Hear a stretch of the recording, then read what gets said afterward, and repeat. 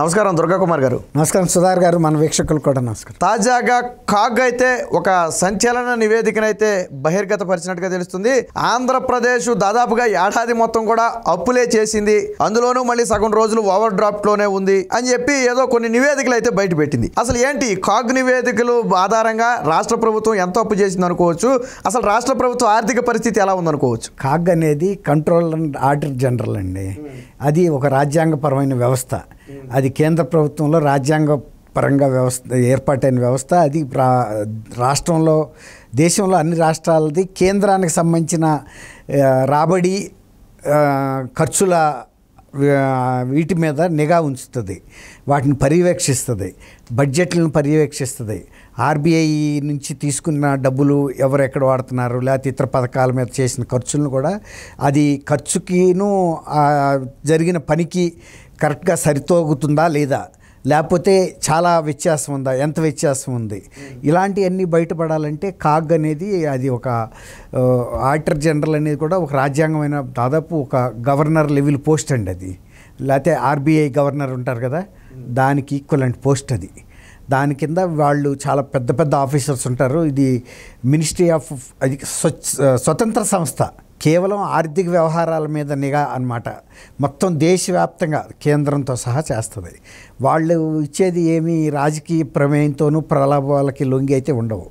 ఇప్పుడు వాళ్ళు చెప్పింది ఏంటంటే ఆంధ్రప్రదేశ్ దేశంలో కల్లా ఆర్బీఐ మీద ఆధారపడి నడుపుతున్న రాష్ట్రం అంటే 341 రోజుల పాటు కేంద్ర రిజర్వ్ బ్యాంకు నుంచి అప్పు తీసుకుంటానే ఉంది అన్ని రోజులు. అసలు ఇప్పుడు వెళ్తారంటే రిజర్వ్ బ్యాంక్కి అంటే ఇప్పుడు గతంలో రోషి గారు ఆర్థిక మంత్రిగా ఉన్నప్పుడు కానీ, రాజశేఖర రెడ్డి గారు ముఖ్యమంత్రిగా ఉన్న సమయాల్లో కూడా ఇప్పుడు కూడా ఆర్థిక అంశాల మీద పూర్తి పట్టు గవర్నమెంట్కి ఉంటుందండి. ఎంత ఆదాయం వస్తుంది, ఎంత ఖర్చు పెడుతున్నాము, ఇప్పుడు కూడా లోటు బడ్జెట్కి వెళ్ళి ఆర్బీఐ దగ్గరికి వెళ్ళటం అంటే ప్రభుత్వం తలంచుకుని వెళ్ళటమే. మనం కనుక సపోజ్ మన ఇంట్లో బియ్యం లేవని పక్కింటి ఆయన దగ్గరికి వెళ్ళి అయితే ఏ పరిస్థితి ఉంటుందో అది కూడా అట్లాంటిది. ఎప్పుడన్నా అత్యవసర పరిస్థితుల్లో ఏమైనా న్యాచురల్ కెలామిటీస్ లాంటివి జరిగి అనుకోని ఖర్చులు వచ్చి పడిపోయినప్పుడు ప్రభుత్వ ఆర్థిక వ్యవస్థ కొంచెం అటు ఇటు షేక్ అయినప్పుడు వెళ్తారు, లేకపోతే వీళ్ళకి వచ్చే ఆదాయంతోనే బ్యాలెన్స్ చేస్తారండి. ఇది ఎట్లా ఉంటుందంటే మన గారడీలో నడిచేటప్పుడు పిల్లలు తీగ మీద నడుస్తారు చూసారా, ఇలా ఒక పెద్ద గెడబొంగు పట్టుకుని బ్యాలెన్సింగ్, అలా రాష్ట్ర ప్రభుత్వాలు కానీ కేంద్రం కూడా అట్లా చేస్తుంది. అంతే తప్ప ఆర్బీఐల దగ్గరికి పదే పదే పరిగెత్తవండి. కానీ 341 రోజుల్లో వెళ్ళారంటే అందులో 150 రోజులు ఓవర్ డ్రాఫ్ట్కే వెళ్ళారండి. ఓవర్ డ్రాఫ్ట్ అనేది ఎప్పుడు తీసుకుంటారండి, మన అకౌంట్లో పైసా కూడా లేనప్పుడు వాళ్ళ నిధుల్ని మనకిస్తున్నారు అంటే మన మీద ఉన్న నమ్మకంతో మళ్ళీ రేపిస్తారు అనే ఉద్దేశం మీద ఆ ఓవర్ డ్రాఫ్ట్ మీద ఇంట్రెస్ట్లు కూడా కట్టాలండి. దాదాపు ఒక 68,000 కోట్ల దాకా ఓవర్ డ్రాఫ్ట్ తీసుకుని అందు మీద ఒక 150 కోట్ల ఇంట్రెస్ట్ కూడా కట్టారు. ఓవర్ డ్రాఫ్ట్ కూడా నెలల తరబడి ఓవర్ డ్రాఫ్ట్ ఉంచరండి. ఓవర్ డ్రాఫ్ట్ కూడా నిర్ణీత సమయం లోపల కట్టినప్పుడు మాత్రమే తర్వాత మళ్ళీ ఓవర్ డ్రాఫ్ట్ ఫెసిలిటీ ఉంటుంది. అది పదే పదే దాన్ని మెయింటైన్ చేసుకోవాలి. వాళ్ళు తీసుకున్నారు ఒక 15 రోజుల్లో మళ్ళీ ఇక్కడ ఆదాయం రాష్ట్ర ప్రభుత్వంలో ట్యాక్సుల రూపంలో వచ్చేస్తుంది కదండి, అవి కట్టేస్తూ ఉండాలి. కట్టినప్పుడు మళ్ళీ ఆ ఓవర్ డ్రాఫ్ట్ ఫెసిలిటీ కంటిన్యూ అవుద్ది. అంతేగాని ఓవర్ డ్రాఫ్ట్ ఇచ్చారు కదా అని తీసుకుంటా పోతే ఒక లిమిట్ దాటిన తర్వాత ఓవర్ డ్రాఫ్ట్ కూడా కట్ చేసేస్తారు. తర్వాత అప్పుడు పెనాల్టీలు కూడా ఎక్కువ వేస్తారు. ఇప్పుడు మామూలుగా ఇచ్చే సపోజ్ ఒక 6% ఇంట్రెస్ట్ అనుకోండి, అప్పుడు ఒక 10%కి పెంచుతారు. అంటే ప్రభుత్వానికి సురుకు తగలాలని అట్లా ఉంటాయి.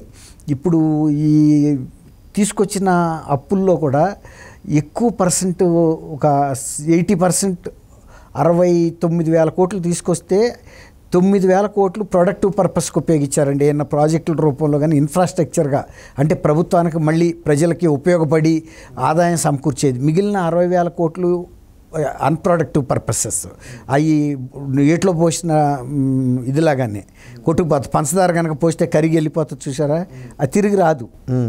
అట్లాంటి అన్ప్రొడక్టివ్ పర్పస్ల మీద ఖర్చు పెట్టారు. అది ఏ విధంగా కూడా ప్రభుత్వానికి ఏ ప్రభుత్వం కూడా అట్లాంటివి చేయదు.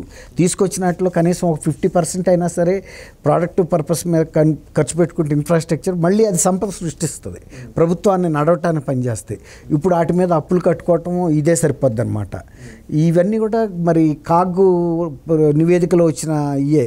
ఇప్పుడు ఇప్పుడు జగన్మోహన్ రెడ్డి గారు ఏమంటాడంటే ఏమన్నా చంద్రబాబు నాయుడు గారు ఆరోగ్యానికన్నా ఏమైనా ప్రమాదం రావచ్చేమో కానీ రాష్ట్ర ఆర్థిక పరిస్థితికి ప్రమాదం రాదని వ్యంగ్యంగా ఒక శాసనసభ సమావేశంలో మాట్లాడాడు.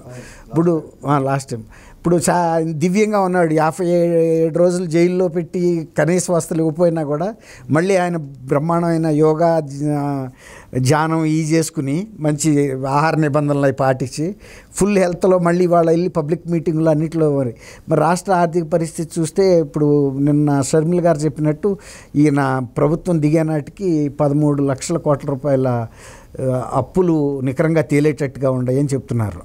వీళ్ళు తీసుకున్న అఫీషియల్గా తీసుకున్న ఆర్బీఐ అప్పులే అండి 69,000 కోట్లు ఈ గత సంవత్సరంలో.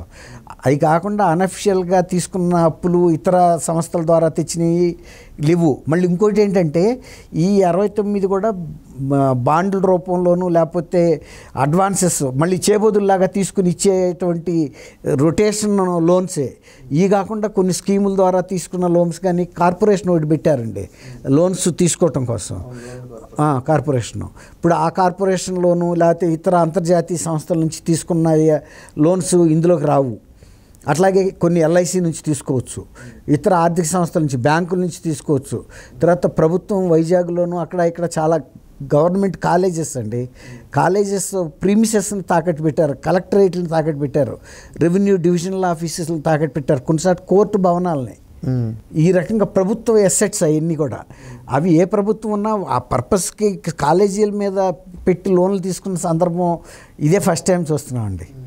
అసలు కాలేజీ గ్రౌండ్స్ కానీ స్కూల్స్ గ్రౌండ్స్ కానీ అవి అట్లాంటి దృష్టి ఎవరికి వెళ్ళా. వీటిని కూడా మనం లోన్కి తీసుకోవటం ఈజీయే సార్. తీసుకున్న తర్వాత అవి కట్టకపోయినప్పుడు కనుక వాటిని వచ్చి సీజ్ చేసినాయి అనుకోండి బ్యాంకులు, అప్పుడు ఆ పిల్లలు ఏమవుతారండి, అది యాక్షన్ పెట్టేస్తారు. కలెక్టరేట్లైనా యాక్షన్ పెడతారు. పెట్టినప్పుడు కలెక్టర్ భవన్ తీసి సామాన్లు రోడ్డు మీద వేసుకోవాలి. అది ఎంత పరువు నష్టం పని అండి. ఇప్పుడు గతంలో పెద్ద పెద్ద బాంబేలో సినిమా స్టార్స్ కూడా ఇట్లాంటి పరిస్థితి వచ్చినాయి. లోన్లకు తీసుకొచ్చే బ్యాంకులు వాళ్ళ ఆక్షన్కి పేపర్లో ప్రకటనలు వేసేటప్పటికి ఎవరో వాళ్ళ బంధువులు వాళ్ళు ఆత్మీయులు వచ్చి ఆదుకున్నారు. కానీ ఇప్పుడు ప్రభుత్వాలను ఎవరు ఆదుకోగలుగుతారండి? తర్వాత తీసుకున్న లోన్లు ఏమన్నా చిన్నయ్యా? ఇప్పుడు సపోజ్ వైజాగ్లో కమర్షియల్ వాల్యూస్ బాగుంటాయండి, వాటి మీద సపోజ్ ఆ రోజున 50 ఎకరాలు 60 ఎకరాల్లో కూడా కాలేజీలు పెట్టారు. ఎందుకంటే పిల్లలకి మంచి ప్లే గ్రౌండ్స్ ఉండాలి, విశాలంగా ఉండాలని. కానీ ఇట్లా బ్యాంకులు తర్వాత వచ్చే ప్రభుత్వాలు వీటిని తాకట్టు పెట్టుకుని అప్పులు తీసుకుని పొట్ట నింపుకోవాలని కాదు. ఇది ఒక దాన్ని ఏమంటారంటే దివాళా కోరుతాను అంటారు. అట్లా కూడా చాలా లోన్లు పెరిగిపోయినాయి అన్నమాట.